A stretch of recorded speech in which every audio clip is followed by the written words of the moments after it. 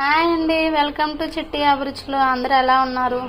ఇవాళ వరి నూకలతో ఉప్మా ఎలా రెడీ చేసుకోవాలో చూద్దాం.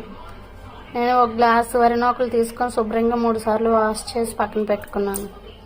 అందులోకి ఎండుమిర్చి, పచ్చిమిర్చి, ఉల్లిపాయ, అల్లం, వెల్లుల్లి, కరివేపాకు, ఒక టమాటా తీసుకోవాలి.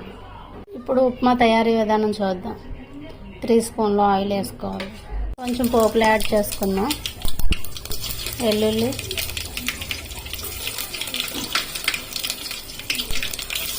ఎండుమిర్చి, ఇప్పుడు అల్లం,